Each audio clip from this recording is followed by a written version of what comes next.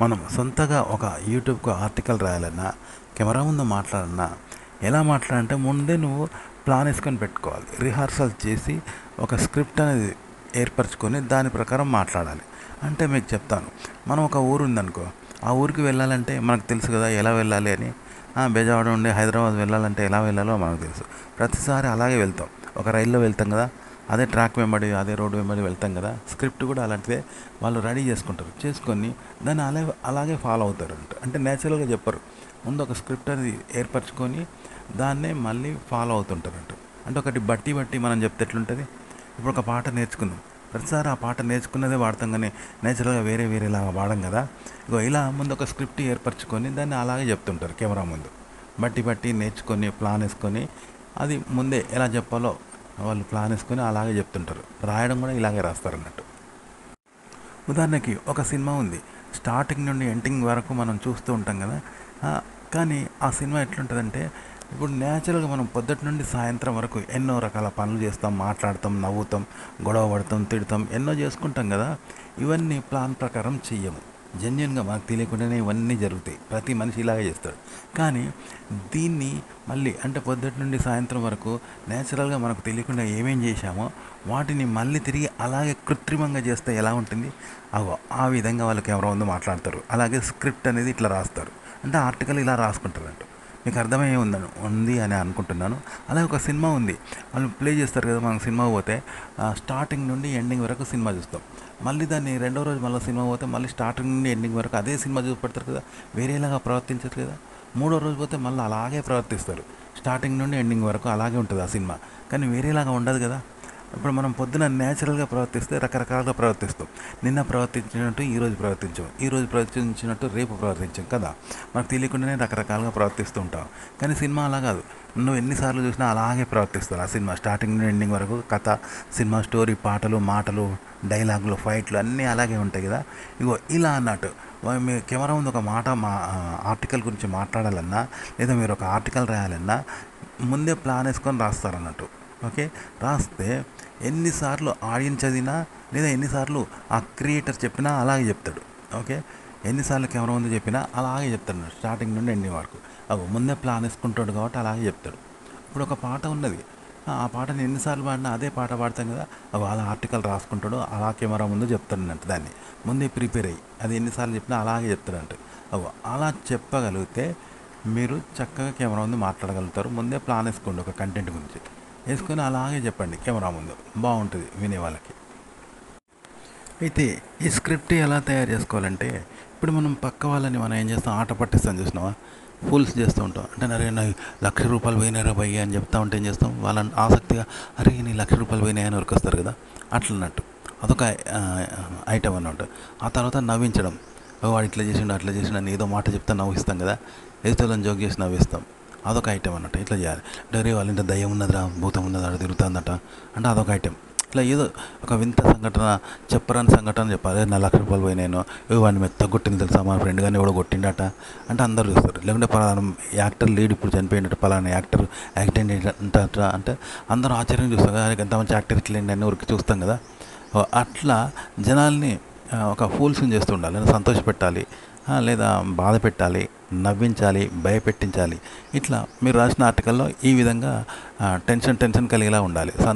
రకరకాలుగా ఎమోషన్స్ వాళ్ళలో కలిగేలా ఉండాలి. భయపెట్టియాలి, బాధ పెట్టాలి, కాసేపు మళ్ళీ నవ్వించాలి, రకరకాల ఫూల్స్ చేస్తూ ఉండాలి వాళ్ళను. టెన్షన్ పెట్టిస్తూ ఉండాలి. ఇట్లా పెడితే చివరి దాకా చూస్తారు, ఆసక్తిగా చూస్తారు అన్నట్టు. తెలుసుగా ఇప్పుడు మన పక్కని మనం జోక్ చేసి రకరకాలుగా చెప్తాను చూసినావా, లేని విషయాలు చెప్పి మనం వాళ్ళని ఫూల్ చేస్తాను చూసినావా. అట్లా అనమాట. చేస్తూ ఉంటే వాళ్ళు చివరి దాకా చూస్తారు. ఇదే ఈ విధంగా మీరు చేసుకోండి. ఆ, ఇప్పుడు మన పక్క వాళ్ళని చూస్తాం, శృంగారం గురించి కూడా చెప్తాం. "అరే వన్ గర్ల్ ఫ్రెండ్ ఉన్నట్రా, ఇగో దీని బాయ్ ఫ్రెండ్స్ మస్తున్నారా, ఇగో అంతట్లో లేచిపోయిందట్రా" అని ఫాంటసీలు చెప్తూ ఉంటాం ఇంట్రెస్ట్ కోసం. వినేవాడు ఇంట్రెస్ట్గా ఉంటాడు కదా. అలాగే ఇక్కడనే ఇగో ఈ గుళ్ళో దయ్యం ఉంటుందట్రా, రాత్రి మాటలు వినబడతాయి అట్రా అని ఇవన్నీ లేని మాటలు చెప్తూ ఉంటాం కదా. అది శృంగారం కావచ్చు. అగో వీడు పెద్ద దాగిర్రా వాడు అని బట్టి చెప్తే అందరం చూసాం. ఈ విధంగా చెప్పండి.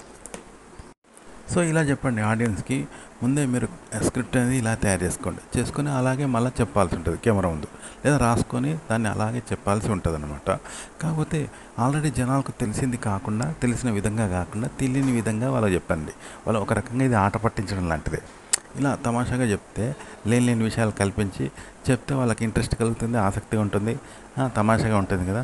ఇప్పుడు మనం దయ్యాల సినిమా చూస్తాం, ఎందుకు చూస్తాం? దయ్యాలు లేకున్నా చూస్తాం కదా. శృంగార దృశ్యాలు చూస్తాం, దయ్యాల సినిమా చూస్తాం, ఫైట్స్ చూస్తాం, జోక్స్ చూస్తాం. ఇవన్నీ ఎందుకు చూస్తాం? ఆసక్తి కోసం. వాళ్ళు కూడా మనల్ని ఫూల్స్ చేస్తూ అలా క్రియేట్ చేసి చెప్తారంట. కాబట్టి ఇలా మీరు లేని విషయాలు మీరు ఒక ఆర్టికల్లో క్రియేట్ చేసి చెప్తే దాన్ని ఆడియన్స్ చూస్తారంటూ.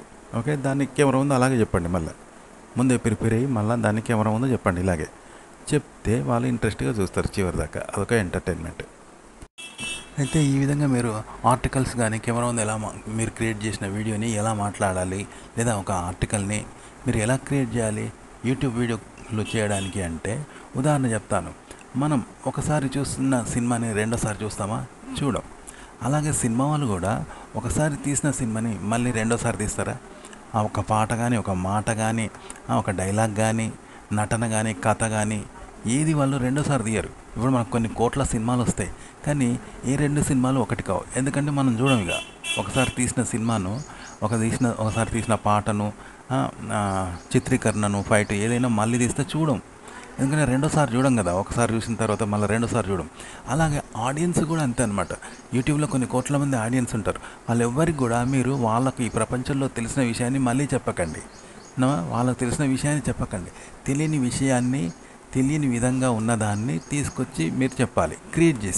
మీరు క్రియేట్ చేసి చెప్పండి. అప్పుడు చూస్తారనమాట. ఇంతే. యూట్యూబ్లో వీడియోలు ఎలా చేస్తారంటే ఇలాగే చేస్తారనమాట. ఆల్రెడీ ఉన్న వీడియోలను, అందరికీ తెలిసిన వీడియోలను చెప్పకండి. ఉదాహరణకు ఈ మధ్యలో ఏదో రేవ్ పార్టీ అని వచ్చింది. సినిమా హీరోయిన్లు రేవ్ పార్టీ పోయారు అని ఏదో పెద్ద యూట్యూబ్లో మనకు హల్చల్ చేస్తుంది కదా. అయితే దాని గురించి వీడియోలు వచ్చాయి. ఎందుకంటే రేవ్ పార్టీ అంటే ఏమిటి అని చాలామంది తీశారు. అది ఇంతకుముందు మనకు రేవ్ పార్టీ అనేది ఎవరికీ తెలియదు. రేవ్ పార్టీ అంటే ఏంటి అనేది కూడా జనాలకు తెలియదు. ఇప్పుడు రేవ్ పార్టీ ఏంటి అనేది వీడియో తీస్తే ఎంతోమంది చూస్తున్నారు. ఎందుకంటే నాకు కూడా తెలియదు రేవ్ పార్టీ అంటే ఏందనేది. సో అతను చక్కగా వివరించాడు. రేవ్ పార్టీలో ఇలా ఉంటుంది, అలా ఉంటుంది, అసభ్యంగా ప్రవర్తిస్తారట, ఇవన్నీ చెప్పింది వాళ్ళు. ఇంతకుముందుకు తెలియని విషయాన్ని చెప్పిండు కదా. ఇలా మీరు క్రియేట్ చేసినా సరే, ఎక్కడైనా చూసైనా సరే, ఆల్రెడీ ఇంతకు ముందు ఉన్న విషయాలు కాకుండా కొత్త విషయాన్ని చెప్పండి. ఎవరికి తెలియని విషయాన్ని చెప్పండి. తెలిసింది మాత్రం చెప్పకూడదు. తెలిస్తే చూడరు. టైటిల్ కూడా కొత్తగా పెట్టండి, వెరైటీగా పెట్టండి. అంతేగాని అందరికీ తెలిసిందో లేకపోతే ఆల్రెడీ దగ్గర ఉన్నదో పెడితే వాళ్ళకి తెలిసింది మళ్ళీ చెప్తే ఉంటారా? తెలియంది పెట్టాలి. అలా చెప్పండి, మీ వీడియో చూస్తారు. అయితే మీరు ఒక ఆర్టికల్ క్రియేట్ చేయడం ఎలాగో చెప్పాను కదా. అయితే ఆర్టికల్ ఎలా ఉండాలంటే, ఇప్పుడు మనం పక్కింట్లో గొడవ అవుతుంది, అది వాళ్ళకి సంబంధించింది. అలాగే సినిమాల్లో మనం కథలు చూస్తూ ఉంటాం కదా. మనం ఏం చేస్తాం? హీరోయిన్ ఏమైంది, హీరో కలుసుకున్నారా, హీరోయిన్ ప్రేమించుకున్నారా, వాళ్ళిద్దరి మధ్య ఎడబాటు, మళ్ళీ కలుసుకున్నారా, అప్పుడు ఎండింగ్ అవుతుంది కథ. చూస్తూ ఉంటాం కదా. వీళ్ళని కొట్టగానే సంతోషపడతాం, ఇట్లా చూస్తూ ఉంటాం. అది వాళ్ళిద్దరి మధ్య కథ స్క్రీన్ మీద, కానీ ఆడియన్స్కి సంబంధం లేదు. ఆ ఇద్దరి మధ్య హీరోయిన్కు హీరోకు లేదా పాత్రలకు మధ్య ఉంటుంది కదా కథ. దాన్ని మనం ఆసక్తిగా చూస్తూ ఉంటాం కదా. హీరోయిన్ కష్టం వస్తే ఏడుస్తాము, హీరోకు ఫైట్ చేస్తుంటే సంతోషపడతాం, విలన్ని కొడుతూ ఉంటే ఇట్లా చూస్తూ ఉంటాం, కానీ మనకే సంబంధం ఉండదు. అయితే ఇక్కడ రచయిత అనేవాడు ఏం చేస్తుంటే ఆడియన్స్లో ఒకటిగా చెప్తూ ఉంటాడు కదా. అలా చెప్పద్దు. మీరు ఇప్పుడు ఒక క్రియేటర్గా మీరు ఆడియన్స్లో ఒకరిగా చెప్పద్దు, మీరు ఒక పాత్రగా చెప్పండి. ఓకే, మీరు కథను అనేది కల్పించి చెప్పాలి. అంటే కంటెంట్ను కల్పించి చెప్పాలి. ఎలా చెప్పాలి మీకు చెప్పాను.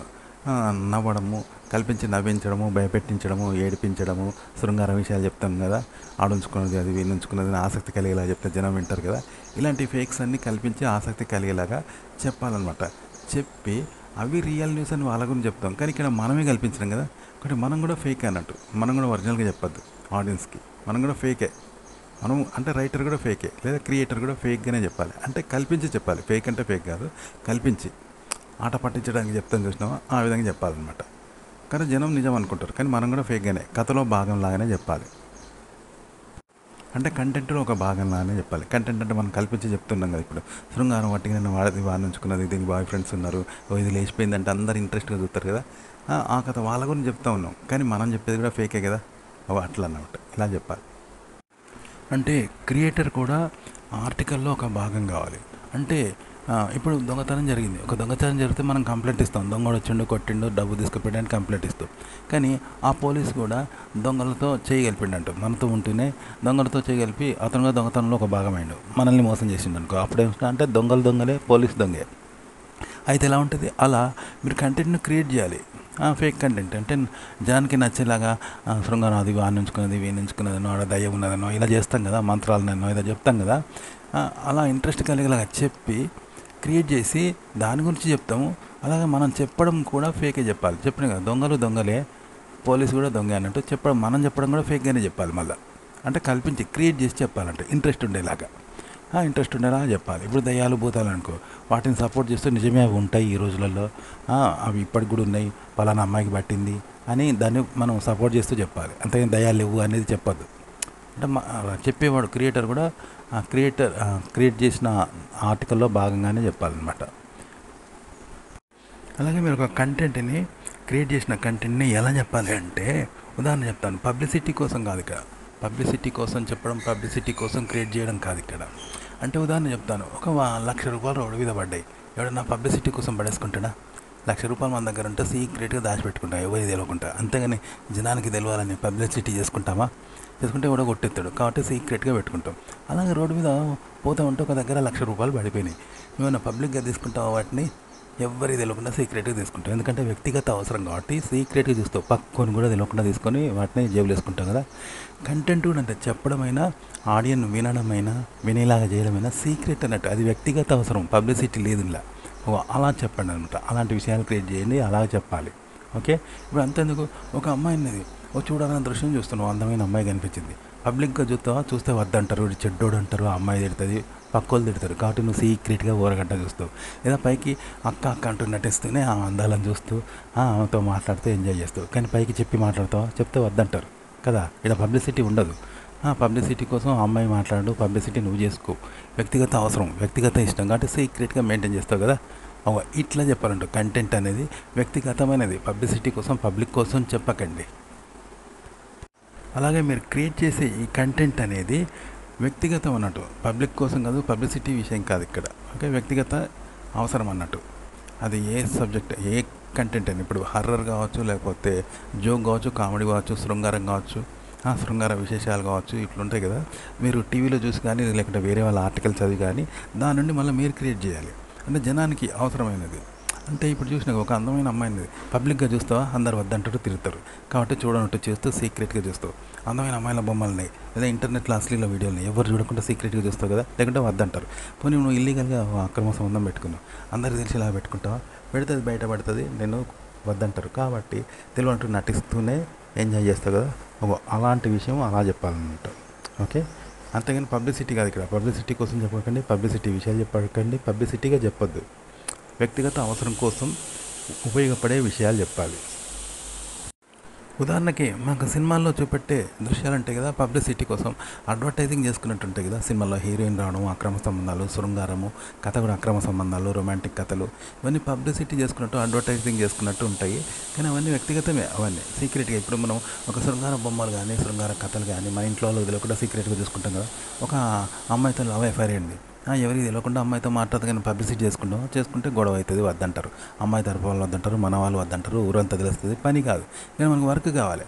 అదే ఇప్పుడు దొంగ ఉన్నాడు, వాడు పబ్లిసిటీ చేసుకుంటాడా, సీక్రెట్గా వచ్చి దొంగతనం చేసిపోతాడు. వానికి వస్తువు కావాలి, వస్తువు అవసరం కావాలి, కాబట్టి సీక్రెట్గా చేస్తాడు. కానీ పబ్లిసిటీ చేసుకుంటే దొరికిపోతాడు కదా. ఇలాగన్నట్టు కంటెంట్ అనేది, ఇలాంటి కంటెంట్ చెప్పండి. సీక్రెట్గా జనాలకు అవసరమయ్యే కంటెంట్ అనమాట అది. మీరు అలాగే సీక్రెట్గా చెప్పండి, పబ్లిసిటీ కోసం కాదు. కాకపోతే సినిమాల్లో ఫ్యాషన్ కోసం ఈ కంటెంట్ని పబ్లిసిటీగా చూపించడం అట్లా చూపిస్తారు. కానీ కంటెంట్ మాత్రం జనాలకు ఉపయోగపడేది, సీక్రెట్గా మనం ఉపయోగించుకునేది, సీక్రెట్గా ఉపయోగపడే కంటెంటే. కానీ వాళ్ళు అలా అడ్వర్టైజింగ్ చేస్తూ చూపెడతారు ఇలాంటి కంటెంట్. అది గుర్తుపెట్టుకోవాలి, అట్లా చెప్పాలి. మనం ఓ కంటెంట్ని కెమెరా ముందు ఎలా చెప్పాలి, లేదా ఎలా క్రియేట్ చేయాలి అంటే చెప్తాను. ఇప్పుడు మనం ఒక స్త్రీ దగ్గర పోయాను, ఒక లేడీ డాక్టర్ దగ్గర పోయాను, లేడీ రిసెప్షన్ దగ్గర పోయాను. ఆడేం చేస్తామంటే మనం ఒళ్ళు చూపించుకోవడానికి పోతాం, అంటే అనారోగ్యం చూపించడానికే పోతాం, కానీ పైకే ఆ అమ్మాయి కోసం పోతాం కదా, ఆ అమ్మాయి కోసమే మాట్లాడుతూ ఉంటాం వాళ్ళతోటి. లోపల మనకు శృంగార భావాలు ఉండి, లవ్ ఫీలింగ్స్ ఉండి మాట్లాడుతుంటాం. ఏదో పేరుకు ఆమె దగ్గర హెల్త్ చూపించడానికో ఏదో రీజన్ చెప్పి చూపెడతాం, కానీ మనకు ఆమె మీద కోరికతో పోతాం కదా. ఇట్లా కంటెంట్ అనేది మీరు కోరికతో చెప్పకండి, కోరిక కోసం క్రియేట్ చేయకండి, ఆ కోరిక కోసం చెప్పకండి. కంటెంట్ను చెప్పండి. అది శృంగార కంటెంట్ అయినా, గొడవ కంటెంట్ అయినా, ఏదైనా కంటెంట్గా చెప్పండి. కానీ మీలో ఫీలింగ్స్ కోసమే ఆ కంటెంట్ని మాత్రం చెప్పకండి, మీలో ఫీలింగ్స్ కోసమే ఆ కంటెంట్ని మాత్రం క్రియేట్ చేయకండి.